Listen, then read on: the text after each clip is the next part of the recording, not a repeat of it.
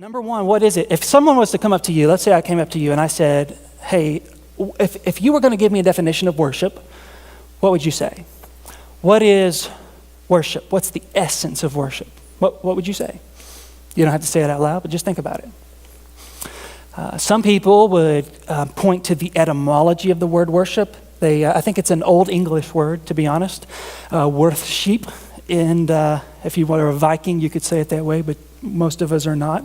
And it just means to ascribe worth to God. Worship is worthship. So that's a decent start. I would say worship is a valuing or a treasuring of God above anyone or anything else. That's worship. I like the way John Piper puts it. Don't agree with John on everything, but I like how he talks about worship. He says that worship is a seeing and a savoring of Jesus Christ so that you display with your life that he is your treasure, that you treasure him more than anything else. So you see the glory of Christ, you see him in his manifold glory, you see how wonderful he is, how merciful and gracious and loving. You see that, and then you savor it. It is sweet to you. It is good to you. It's sweeter than money. It's more secure than anything else this world has to offer. And because of you putting him first in your heart, treasuring him more than anyone else, your life displays that. Your music displays that. Your singing displays that. Your mannerisms display that Jesus Christ is your treasure. Now, that's worship.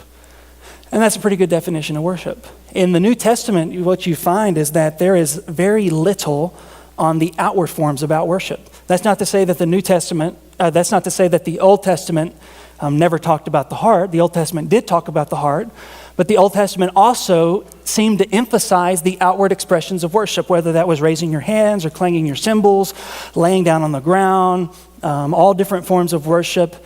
They really emphasize that in the Old Testament, but when you get to the New Testament, it's almost like crickets. There's none of that.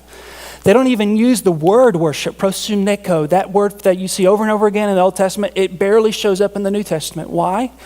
Because in the New Testament, it seems like there is this intensity when it comes to focusing on the inward heart of worship over the external elements of it.